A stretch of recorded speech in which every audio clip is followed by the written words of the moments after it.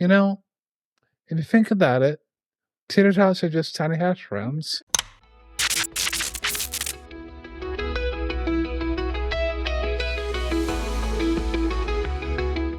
And you're locked into another episode of the NLEO podcast.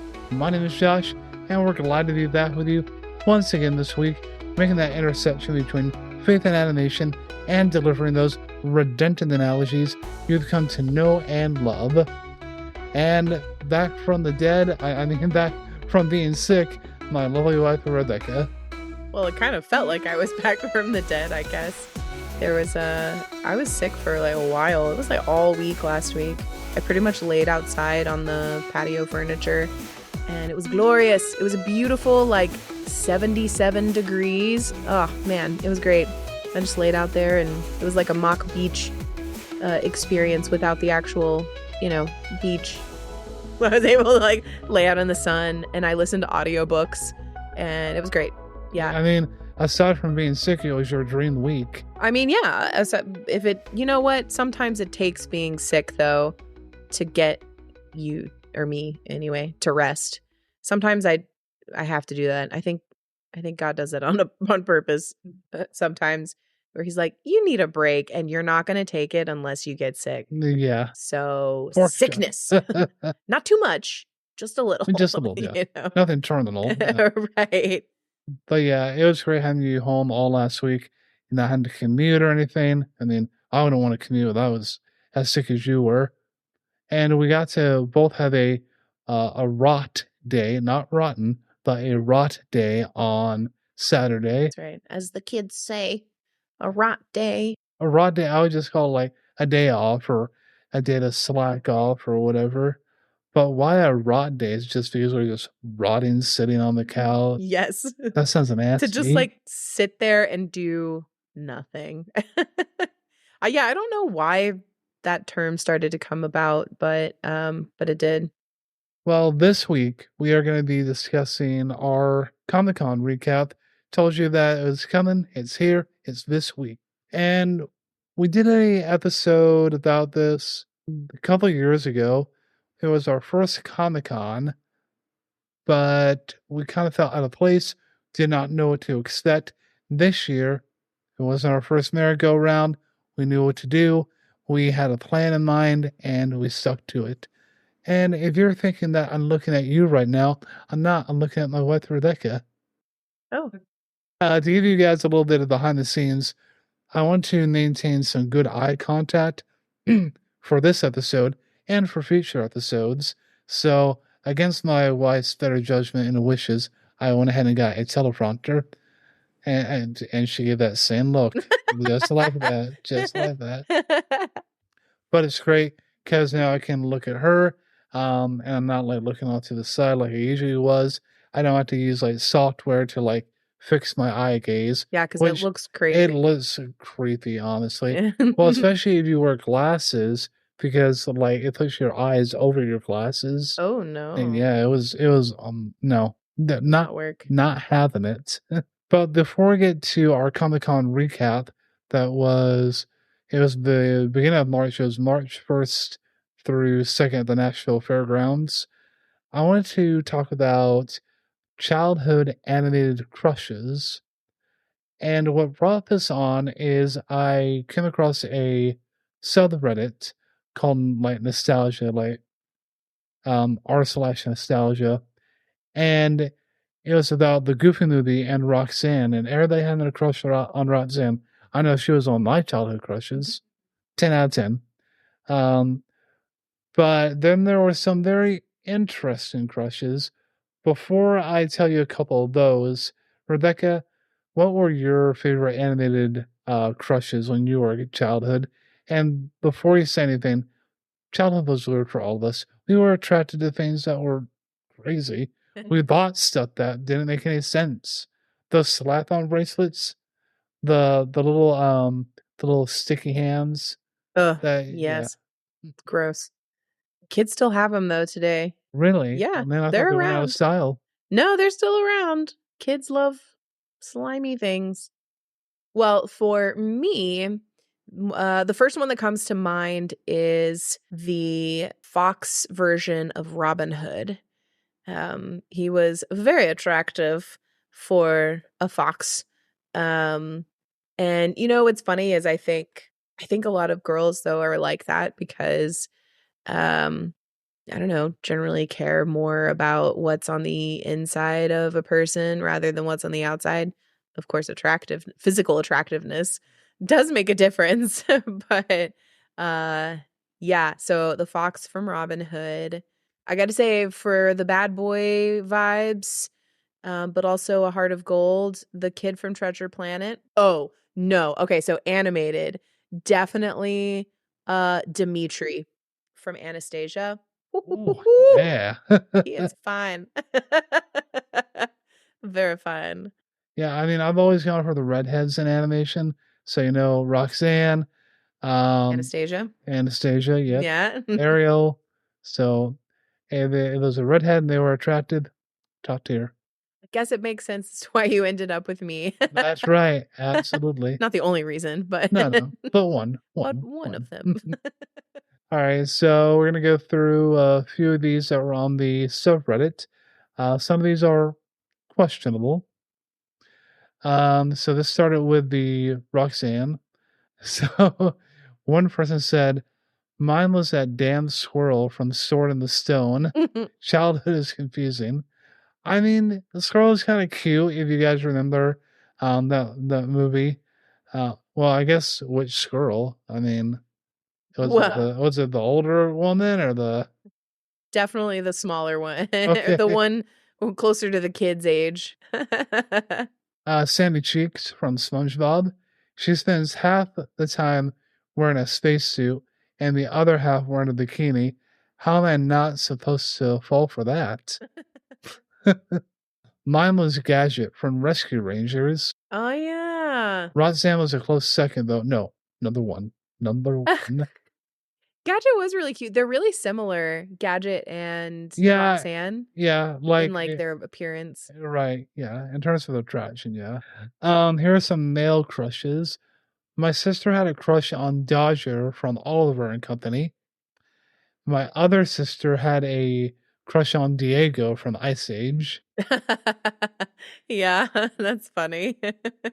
Why are these all animals?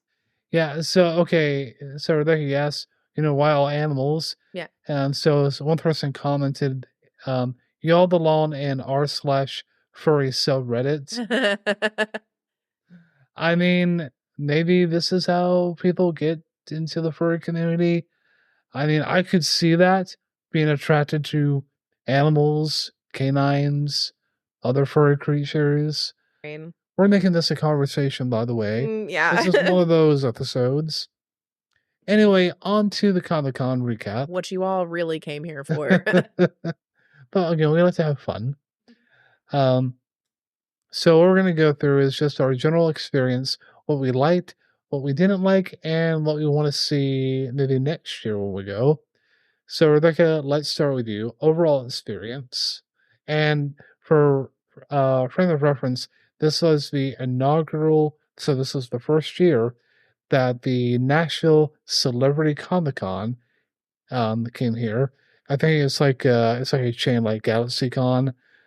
So they go around to different cities like Nashville, Houston, etc. Yeah, and this is the first time they've come to Nashville Yes. specifically. Well, first, overall experience, it was very enjoyable. I really liked the whole experience. I was also on drugs then for the first time. I don't know that I can really say that it was the first time that I was taking. You gotta elaborate on that. I can't just say that. It was the first day that I was taking my ADHD medication, which if you've never taken it, or if you don't have to take it, you wouldn't know, but it makes you feel, it's like a mood booster, for me anyway. It really boosted my mood and I was like, yes, life is great. I'm actually I'm okay. I'm happy. And so that was the first day that I took my medication, was going into the con. And so that definitely had an impact on my experience, I think. But overall, it was really good. It was set up so well in the space where it was, and meeting all the people that we met was really, really awesome. The vendors, the like shops that were there were good. I loved the placement of the stage. I thought that was really good. So overall experience for me, again, great. I didn't feel as anxious to where like, okay, I gotta meet this person. Like there were people I want to meet and get autographs and selfies with, but it wasn't like emotionally or physically draining to. And again, this is a further bigger con than Nashville Comic-Con, getting completely different. There were some big names that were there. There There were, were a couple people that I'm a little like, oh, we didn't see them, but then they were there. But just people, I don't need their autograph or anything. I don't know. I'm really chill about that stuff though. yeah, yeah, like it's exciting to meet them and everything, but it's not detrimental or I'm depressed if I don't meet them or get their autograph or whatever. I think I have more anxiety though about the people I did meet and all the stupid stuff that I said when I met them. That would be my problem. I'm like, why did I say that? They think I'm an idiot now. Get together. So dumb. Yeah, that's what happens in my head. But yeah, it was really fun going around to all the different vendors, seeing what they had. We all usually buy some artwork. We'll sometimes put up in our living spaces. We'll sometimes do giveaways on our socials for it. But we really like doing that. One thing that I was really proud of, really excited to get was, and I'll insert a picture of it here, is the Keyblade, the original Keyblade, a replica of it at least, from Kingdom Hearts. I love that game. I love the series, and I'm so glad for $99. Yes. And Rebecca, you got a couple things or one thing, right? Yeah, I got one thing for me specifically. We walked past a booth where they did like wood engravings of different pictures and things that were really cool. And so I ended up getting one that was framed of the dwarf dwarven door. The wow.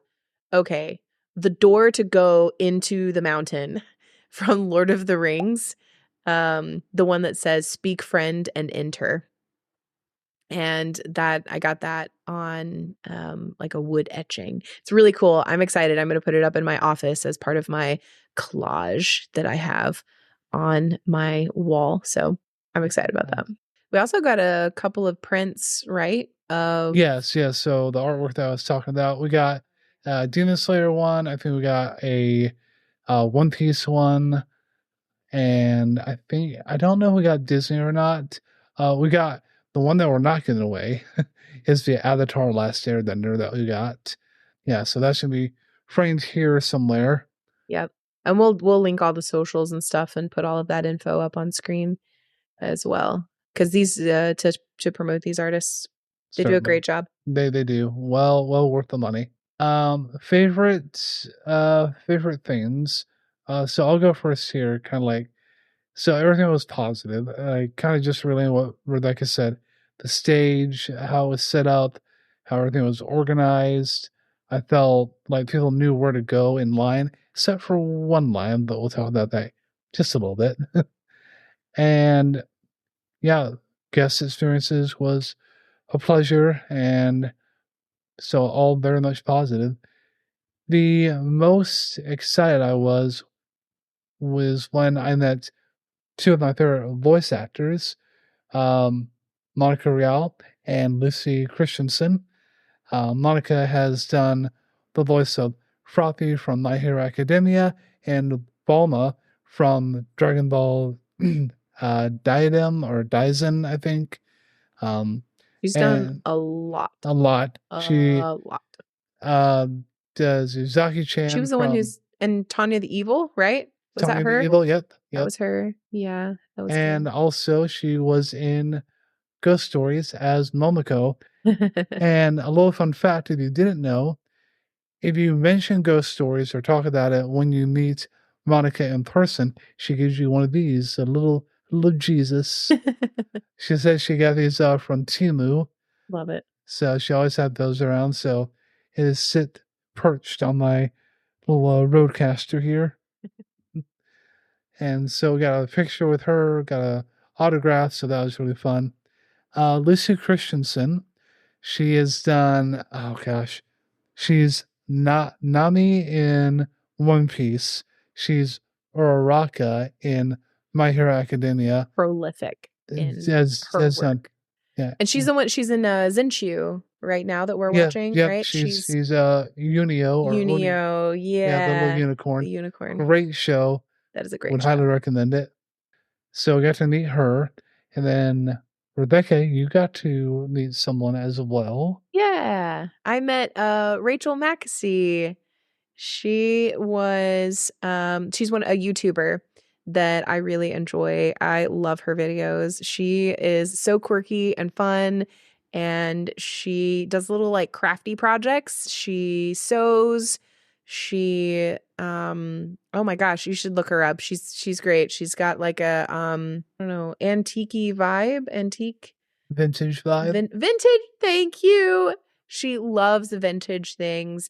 And so like most of her wardrobe is brown and very earthy tones, but she is so much fun. So we got to see her. I got to see her in person. And that was really cool. That was the one interaction I think that I just like look back on. I'm like, oh my gosh, I looks like such an idiot. I mean, I think we've all had those moments where we're like, oh, why did I say that? Because sometimes we're nervous about meeting them, but and sometimes we just don't know what to say. I normally that does not happen to me. Normally I'm like, cool, they're a person. It's whatever. But yeah, I mainly the only reason I really wanted to meet her was just to say like thank you for being authentic and being yourself on your videos. It's helped me be more authentic and myself in person. And that was it. That was all I wanted to say.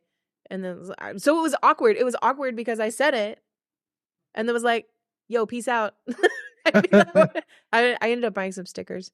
But we also met Jody Benson. Yes. So that's one thing I want to talk about. So Jodie Benson, Mm-hmm. she is a Disney legend. So they're on the show for the work that she does. We were in line to meet her. We're gonna talk about the line situation. Yeah, because I knew that bothered me so much. I know it did. But you had a kindred spirit. I did. The person in front of us. So we were all in a straight line, and I know there were people that had purchased VIP tickets. Well, generally at Comic-Cons, there's a VIP lane. That's one of the perks of, you spent extra money, so you should get that. Well, we're all in this, like, just one line to meet Jodie, and I'm thinking, well, if the people that have purchased VIP tickets and have the VIP lanyard, well, that's kind of sucks for them because we're taking up this whole lane. We need to be in this, we need to reorganize. And Rebecca, I think you were just ready to say something. I was so close to, because I kept making comments to you like, why are we not in? Because it was like a little, I don't know, they had taped off like a little zigzag line so that more people could be in line.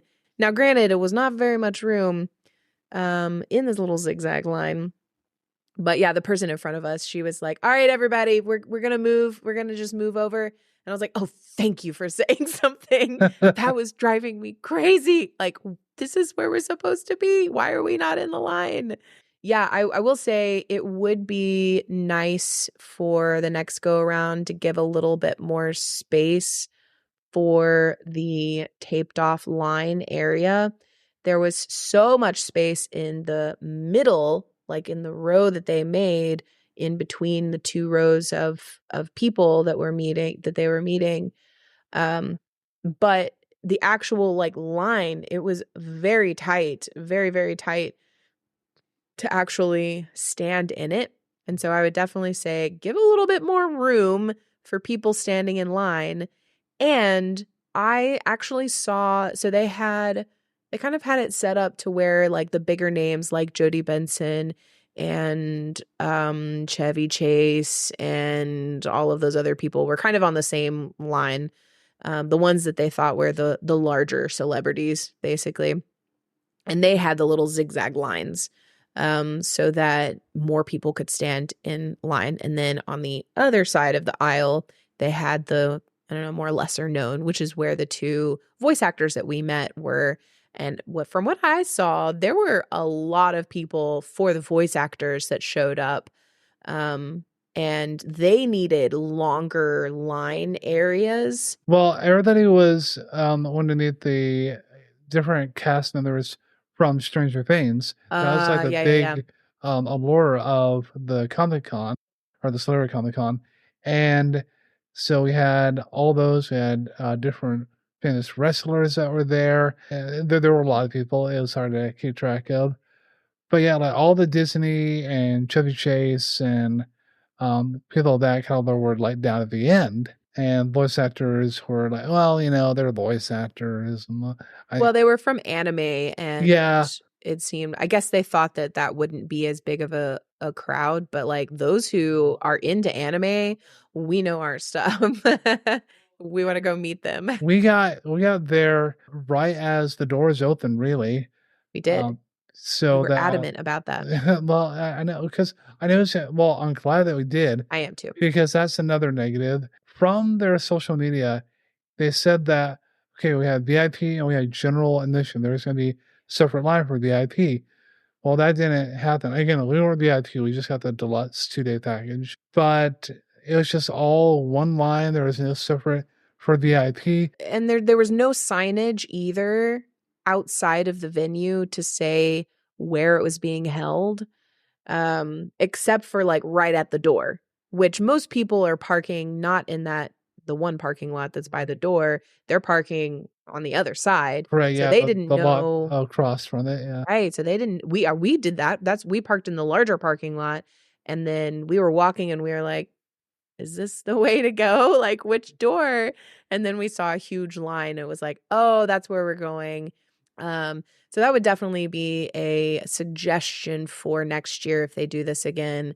Have signage, have cones out so people know exactly where they need to be standing, and have clear representation for VIP and general admission as well. Overall, though, it was a fantastic day. The other thing was the panels that were planned for that day. Yes, so we attended a couple of them. We were in line, and the two panels that we really wanted to see were just on Saturday. Well, okay, so the two panels that we did, I'll say this, was Paige O'Hara, who did the voice of Belle for Disney's Beauty and the Beast, and then the voice actor panel as well. So Lucie Christensen, Nia Flanagan, Monica Rial, can't remember the other girl's name. She did like Fancy Nancy from Disney Junior. She was also Snow or something from the Arcane. So the panels, I reached out to Nashville Comic-Con, the organizers, afterwards because we just gave our thoughts on the con, mostly positive. But the panels are just too short. They were scheduled, supposed to be scheduled for 45, 50 minutes, but they only lasted half an hour. Now, there may have been miscommunication between the guest, between the person hosting the panels, could have been a number of things, but 30 minutes isn't a lot, and it goes by really fast depending on the questions that are being asked and the length of the answer given by the panel. Yeah, that was it just was like, it was so good. My favorite panel, I loved Paige O'Hara, but the voice actor panel was my favorite. So funny. They were hilarious. It was great. I wish so much that we had filmed the whole thing. Yeah, I and put it up online. But it was great. It was great. Yeah, they were so funny. Yeah, it was a lot of fun. So that was worth it. That one panel alone was like worth the whole thing price to me. Yeah, I would say so. One thing that I'll mention, not really a negative, and I think it was just an awkward situation. So when we met Jody Vincent, it was so we got like a printout for her to sign, and I don't know if this is the way at all the conventions that she attends, but she had like this plexiglass in front of her, and you put the thing under the opening for her to sign. And I know as a voice actor, you have to protect that voice, so I know she didn't want to take any chances. I know she was feeling ill or sick, and the conversation didn't really. It was just like, "Oh, are you guys from Nashville?" So, "Oh, I There put wasn't my really time here." any conversation. Yeah, I That mean, we was a got. little odd. Yeah, it was. Um, Again, not going to judge any of that. We all have off days and whatnot. And It was when also you're, early in the day at yeah, and that when you're a point. celebrity early in the day and you've already gone through like hundreds of people, you kind of go on autopilot. So I get that. Yeah. Yeah. So nothing No against hate to Jody her. at all. She's amazing. Just something that I noticed. Oh, you know what we haven't talked about, Josh? The food. Okay. We all know that food at cons is expensive. It's more than it needs to be. And we had a couple tidbits about the food. So, Rebecca, how did you like your Wagyu burger? Oh my gosh. Wagyu burger. That was when I think I saw I think your exact words were Wagyu burger my ass. I was like, there is no way. There's no way. Wagyu burger. No, no. They're just trying to justify the cost of that burger to say it's a Wagyu burger. No, it is not. Don't lie. Oh, and then and then we had the great conversation about the tater tots.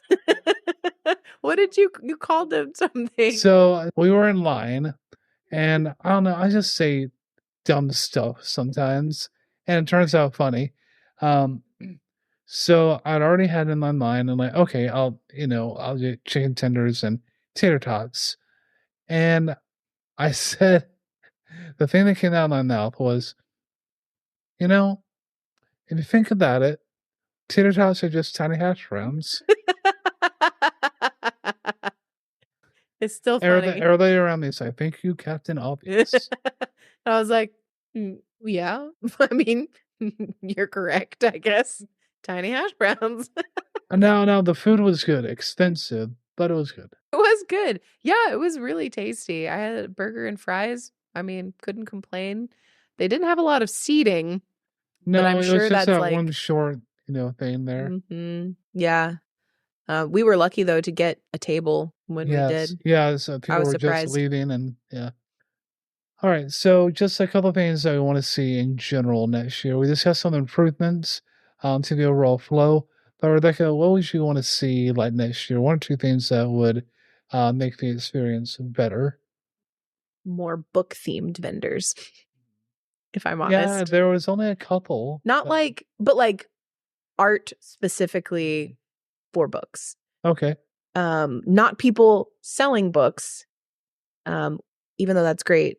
Yeah, I would personally like to see more art for that. I guess What I would like to see is more anime representation. They had a lot of good vendors there, but more voice actors is what I would like to see. Not just from anime, but from all across animation. That'd be great to see. Um, oh, so they had a gaming lounge as well. We didn't go there, but we saw that as we were walking around, we passed it, like they had different PC games, different retro games. So that was a lot of fun to have people like, hey, you want to take a break from walking around at the con, play a few games. it was a nice touch. If we had gone both days, I can definitely see that that would have been fun to do. Oh, absolutely. It just so happened that the panels we wanted to see were On all on Saturday. Saturday. Yeah. And if you're interested in attending a convention, an anime con, a comic con, there are hundreds happening all over the country. I think there is a central database like convention or con.com. There's also Comic Con Reddits, so r/Comic Con. where you can find all the information on upcoming events. I would say plan your visit, especially if you're traveling. Know kind of like what's going on, have a plan, because it's an all-day event most times. Oh yeah, for sure. I would also bring water bottles. Try to bring snacks too, because some of this convention food can be very pricey. I think we lucked out with it being at the Nashville Fairgrounds, because it could have been way more expensive than it was. So that is our Nashville Celebrity Comic-Con recap. Rebecca, any closing thoughts? I'm excited to see who comes next year and see what's going. Well, if you enjoyed this episode, make sure to smash that like button, subscribe if you're not already subscribed, and ring that bell for notifications so that you are notified every time we post a new video. And until next time, keep those halos shiny and stay holy, my friends.